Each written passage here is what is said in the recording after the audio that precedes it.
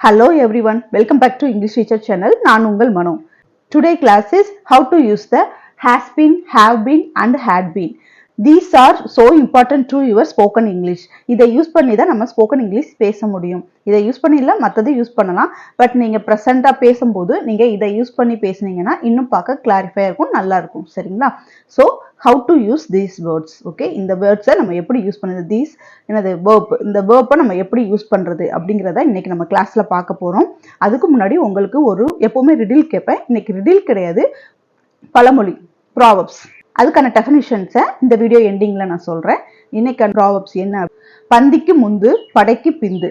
Okay, பந்திக்கு முந்து படைக்கு பிந்து, இதுக்கு என்ன மீனிங் அப்படிங்கறத இந்த வீடியோ எண்டிங்ல சொல்றேன். இந்த வேர்ப்ஸ் எல்லாம் எப்படி யூஸ் பண்றதுங்கிறது தான் இன்னைக்கு நம்ம கிளாஸ்ல பார்க்க போறோம். நீங்க முழுசா தெரிஞ்சுக்கணும்னா என்னுடைய வீடியோவை ஸ்கிப் பண்ணாம பாருங்க, அப்பதான் நீங்க முழுசா தெரிஞ்சுக்க முடியும், உங்களுடைய ஸ்போக்கன் இங்கிலீஷ் ஸ்கில்ஸையும் டெவலப் பண்ணிக்க முடியும். செயல் நடந்து கொண்டு இருக்கும்போது நம்ம என்ன யூஸ் பண்ணுவோம் அப்படின்னா ஹேஸ் பீன் யூஸ் பண்ணுவோம். அப்ப ஹேவ் பீன் எப்படி அப்படின்னு கேட்டா அதுவும் அதே தான், சரியா? ஆனா இது சிங்குலர் ஃபார்முக்கு யூஸ் பண்ணுவோம், பட் இது ப்ளூரல் ஃபார்முக்கு யூஸ் பண்ணுவோம். ஓகேங்களா? இது நம்ம ப்ளூரல் ஃபார்முக்கு இந்த ஹேவ் பீன் யூஸ் பண்ணுவோம். ஹேஸ் பீன் சிங்குலர் ஃபார்முக்கு யூஸ் பண்ணுவோம். ரெண்டுமே கிட்டத்தட்ட ஒரே மீனிங் தான். நடந்து கொண்டு இருக்கும் செயலுக்கு நம்ம என்ன சொல்றோம்? ஹேவ் பீன் சொல்றோம், அல்ல ஹேஸ் பீன் சொல்றோம். சரிங்களா? இப்போ ஹேட் பீன்னா என்ன அப்படின்னா அதே விஷயம், பட் பாஸ்ட்ல ஏற்கனவே நடந்து முடிஞ்சிருச்சு. நடந்து முடிந்த ஒரு விஷயத்துக்கு நம்ம என்ன யூஸ் பண்ணுவோம் அப்படின்னா ஹேட் பீன் யூஸ் பண்ணுவோம். நடந்து முடிந்த விஷயம்.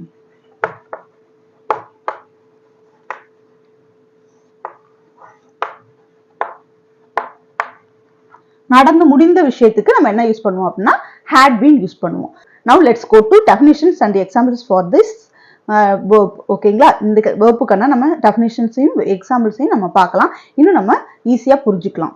சரிங்களா? இப்போ ஃபர்ஸ்ட் ஒன் என்ன அப்படின்னா has been, நடந்து கொண்டு இருக்கும் செயலுக்கு has been நம்ம சொன்னோம். The elephant has been crossing the road. Okay, elephant என்ன ஆயிடுச்சு, என்ன செஞ்சிட்டு இருக்கு அப்படின்னா ரோட கிராஸ் பண்ணிக்கிட்டு இருக்கு. அப்ப இதை நம்ம எப்படி சொல்லுவோம்?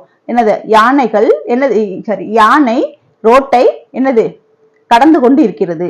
யானை ரோட்டை கடந்து கொண்டு இருக்கிறது. அப்ப அது ஒரு செயல் என்ன செஞ்சிட்டு இருக்கு? நடந்து கொண்டு இருக்கிறது. சரியா? இப்ப பிரசன்ட்ல அந்த செயல் நடந்து கொண்டு இருக்கிறதுனால நம்ம என்ன யூஸ் பண்ணோம் அப்படின்னா the elephant has been. ஓகேங்களா?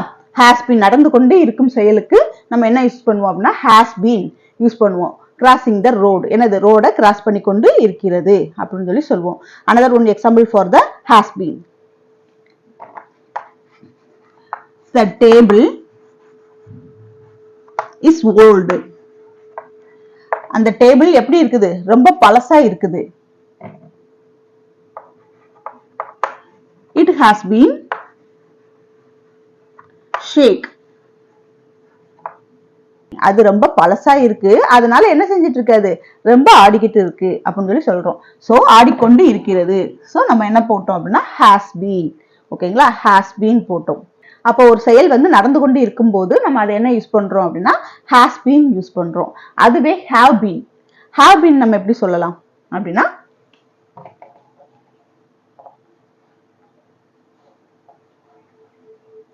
இப்போ have been அதே நடந்து கொண்டே இருக்கும் செயல் தான், ஆனா இது என்ன அப்படின்னா ப்ளூரல் ஃபார்ம். இது ப்ளூரல் ஃபார்முக்கு நம்ம யூஸ் பண்ணுவோம். அதே செயல் தான், நம்ம சிங்குலருக்கு நம்ம என்ன has been யூஸ் பண்ற மாதிரி இது ப்ளூரல் ஃபார்முக்கு நம்ம have been யூஸ் பண்ணுவோம். ஃபார் எக்ஸாம்பிள் நம்ம இந்த எலிஃபண்ட் வச்சே பார்க்கலாம். The elephant has been crossing the road. அதாவது என்னது? யானை ரோட்டை என்னது கடந்து கொண்டு இருந்தது அப்படின்னு சொன்னோம். அதுவே that என்னது elephants have, the elephants have been crossing the road. Okay, அப்ப யானைகள் என்னது ரோட்டை, அதாவது யானைகள் சாலையை கடந்து கொண்டு இருந்தன. யானைகள் சாலையை கடந்து கொண்டு இருந்தன. சோ அப்ப ப்ளூரல் ஃபார்ம் வந்ததுனால நம்ம என்ன போட்டிருக்கோம்? ப்ளூரல்ல யூஸ் பண்ணிருக்கோம், have been அப்படி சொல்லி யூஸ் பண்ணிருக்கோம். Now let's go to another sentence. I have been studying. நான் படித்துக்கொண்டே இருக்கிறேன். Okay, I have been studying. நான் படித்துக்கொண்டே இருக்கிறேன். பட் இங்க I என்னது? சிங்குலர். அப்புறம் எதுக்கு நீங்க have யூஸ் பண்ணீங்க அப்படின்னு சொல்லி கேட்டா I first person. So I என்னது? first person. இது அதனால நம்ம என்ன போடுறோம்? I வந்துட்டா நம்ம என்ன போடணும்? have தான் போடணும். சரிங்களா? I have been studying. I have been studying. Has நம்ம பார்த்தாச்சு, ஹாவ் எப்படி யூஸ் பண்றதுன்னு பார்த்தாச்சு. ரெண்டுமே என்னது, பிரசன்ட்ல நடந்து கொண்டு இருக்கிற ஒரு செயலுக்கு நம்ம ஹேஸ் பீன் அல்லது ஹேவ் பீன் ரெண்டையும் நம்ம யூஸ் பண்ணி செஞ்சுக்கலாம். ஹேஸ் பீன் சிங்குலருக்கு போடுற மாதிரி ஹேவ் பீனை வந்து நம்ம ப்ளூரலுக்கு யூஸ் பண்ணுவோம். ஹேட் பீன் பார்க்கலாம். நடந்து முடிந்த செயலுக்கு நம்ம ஹேட் பீன் யூஸ் பண்ணுவோம். இப்போ நம்ம அது எக்ஸாம்பிளோட பார்த்தலாம், இன்னும் ஈஸியா புரியும்.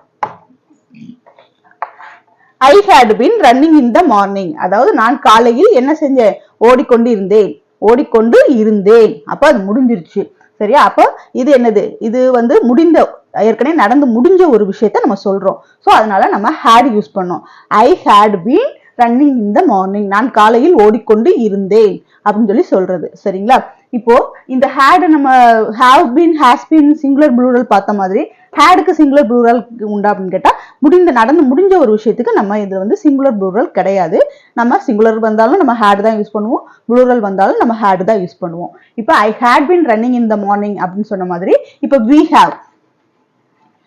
had அவர்கள், okay, we had been running in the morning. Okay, என்னது, அவர்கள் என்னது காலையில் ஓடிக்கொண்டு இருந்தார்கள், இல்ல அவர்கள் காலையில் ஓடிக்கொண்டு இருந்தனர் அப்படின்னு சொல்லி நம்ம சொல்லலாம். சரியா? அப்போ இங்க வந்து என்னது, ப்ளூரல் ஃபார்ம் வந்திருக்கு. என்னது, ஆனாலும் நம்ம என்னதான் யூஸ் பண்றோம், had தான் யூஸ் பண்றோம். அவர்கள் என்ன செஞ்சாங்க, காலையில் ஓடிக்கொண்டு இருந்தனர். One more examples to the had been. He had been working in the factory. He had been working in the factory. அப்ப அவர் என்னது, அவன் என்ன செஞ்சான், ஏற்கனவே ஃபேக்டரியில ஒர்க் பண்ணிக்கிட்டு இருந்தான். ஓகே, சோ அவர் என்ன செஞ்சிட்டு இருந்தாங்க, ஃபேக்டரியில ஒர்க் பண்ணிக்கிட்டு இருந்தாங்க. அப்ப ஏற்கனவே ஒர்க் பண்ணிக்கிட்டு இருக்கிறாங்க அப்படின்னு சொல்லி சொல்றது. ஆனா இப்ப ஒர்க் பண்றாங்களா இல்லையாங்கிறது தெரியாது. பட் இதுல வந்து என்ன, இந்த சென்டென்ஸ்ல என்ன தெரியுது, ஏற்கனவே ஒர்க் பண்ணிக்கிட்டு இருந்தாங்க அப்படின்னு சொல்லி சொல்ல. இப்ப கன்டினியூ பண்ணலாம், கன்டினியூ பண்ணாமலும் இருக்கலாம். சரியா? இப்போ he had been working in the factory. அவர் என்ன செஞ்சாரு, அந்த ஃபேக்டரியில ஒர்க் பண்ணி கொண்டு இருந்தார் அப்படின்னு சொல்லி சொல்றது. சரிங்களா? இது வந்து பாஸ்ட், ஏற்கனவே நடந்து முடிஞ்ச ஒரு விஷயத்த சொல்லும் போது நம்ம பாஸ்ட் யூஸ் பண்ணோம். இப்ப எல்லாத்தையுமே ஒரு சின்ன ரீகேப் மாதிரி பார்த்தலாம். has been நடந்து கொண்டு இருக்கும் செயலுக்கு நம்ம has been சொன்னோம். பிகாஸ் பிரசன்ட்ல நடக்கிற ஒரு விஷயத்துக்கு நம்ம has been சொன்னோம். இது வந்து சிங்குலர்ல யூஸ் பண்றது. ஓகே, அதுவே have beenங்கிறது வந்து ப்ளூரல் ஃபார்ம். அதே இதுதான் பிரசன்ட்ல நடக்கிற ஒரு விஷயம் தான், ஆனா ப்ளூரல் ஃபார்முக்கு நம்ம have been யூஸ் பண்ணுவோம்.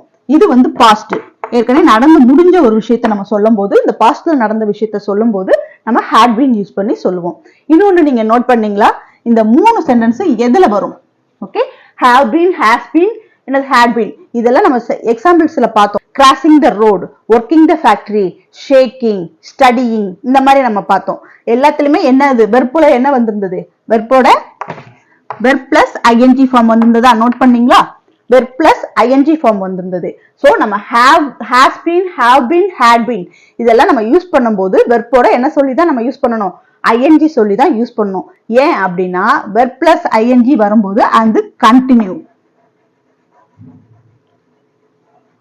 ஓகே, அது கன்டினியூஸ் டென்ஸ்ல வந்துரும். ஒரு சென்டென்ஸை நீங்க வந்து பெர்ஃபெக்ட்டா சொல்ல போறீங்க அப்படின்னா நம்ம என்ன செய்யணும், has been, have been, had been நம்ம சொல்லணும். அதுவும் இல்லாம அந்த விஷயத்தை பெர்ஃபெக்ட்டா சொல்றதோட அது கன்டினியூஸா சொல்ல போறோம். சரியா? என்னது, அவர் அங்கே வேலை செய்து கொண்டு இருந்தார், ஆனால் இப்போது அங்கே என்ன பண்ணல, கன்டினியூ பண்ணல அப்படின்னு சொல்லி சொல்ல. இந்த சென்டென்ஸ்ல நம்ம என்ன சொல்லணும் அப்படின்னா பெர்ஃபெக்ட் கன்டினியூஸ். ஓகேங்களா? Perfect continuous. ஓகே, இந்த have been, has been, had been use பண்றோம் இல்லையா, இது எல்லாமே பெர்ஃபெக்ட் கன்டினியூஸ்ல வர்ற, ஓகேங்களா, வெர்ப் ஃபார்ம். ஓகே, இத வச்சு தான் நம்ம ஒரு சென்டென்ஸை நீங்க உங்களோட ஸ்போக்கன் இங்கிலீஷை நீங்க இம்ப்ரூவ் பண்ணணும்னு நினைச்சீங்கன்னா ஒரு பெர்ஃபெக்ட் கன்டினியூஸ் டென்ஸ் தெரிஞ்சிருந்தா இன்னும் உங்களுக்கு ஈஸியா நீங்க இம்ப்ரூவ் பண்ணிக்கலாம். ஸோ நீங்க ஒவ்வொரு சென்டென்ஸும் இனிமே நீங்க பேசும்போது என்னது பெர்ஃபெக்ட் கன்டினியூஸ்ல நீங்க யூஸ் பண்ணுங்க. சரியா? இப்போ ஒருத்தவங்க கிட்ட பேசுறீங்க அப்படின்னா அதோட ஒரு வார்த்தையோட நீங்க நிப்பாட்டிட மாட்டீங்க, அடுத்த சென்டென்ஸ் நீங்க மேக் பண்ணி பேசுவீங்க. சரியா? ஒரு ஃபார்ம் பண்ணி பேசுவீங்க. அப்படி பேசும்போது கொஞ்சம் கத்துட்டு நீங்க அவங்ககிட்ட பேசுனீங்க அப்படின்னா உங்களுக்கு ஈஸியா இருக்கும். உங்களுடைய ஸ்போக்கன் இங்கிலீஷை டெவலப் பண்றதுக்கு இது உங்களுக்கு ஹெல்ப்ஃபுல்லா இருக்கும். இன்னைக்கு நம்ம பார்த்த has been, have been, had been இது மூணுமே உங்களுக்கு புரிஞ்சிருக்குன்னு நம்புறேன். இது உங்களுக்கு ஈஸியா இருக்கும். இது மட்டும் இல்லாம உங்களுடைய ஸ்போக்கன் இங்கிலீஷை டெவலப் பண்றதுக்கு இது கண்டிப்பா ஹெல்ப்ஃபுல்லா இருக்கும். ஸ்டார்டிங்ல உங்ககிட்ட ஒரு ப்ராவர்ப்ஸ் கேட்டிருந்தேன் இல்லையா, பழமொழி, என்னது, பந்திக்கு முந்து படைக்கு பிந்து அப்படின்னா என்ன அர்த்தம் அப்படின்னா, பந்திக்கு முந்துனா சாப்பாட்டுக்கு ஃபர்ஸ்ட் ஆள போய் உட்கார்றதும், படைக்கு பிந்துனா ஒரு சண்டை நடந்தா அந்த இடத்துல இருந்து எஸ்கேப் ஆறதும் கிடையாது. பந்திக்கு முந்து அப்படிங்கும்போது நம்ம எப்பவுமே கை வந்து எப்படி இருக்கும், முன்னாடி தான் வரும். பந்தியில உட்காரும் போது கை முன்னாடி வரும். ஸோ பந்திக்கு முந்துங்கும் போது நம்ம கை கரெக்டா அதை போற மாதிரி. படைக்கு பிந்துனா அந்த காலத்துல எல்லாமே பெரும்பாலும் என்ன செஞ்சாங்க அப்படின்னா, என்னது ஈட்டி, வாள், இந்த மாதிரி, அப்புறம் என்ன சொல்லுவாங்க, ஆரோ.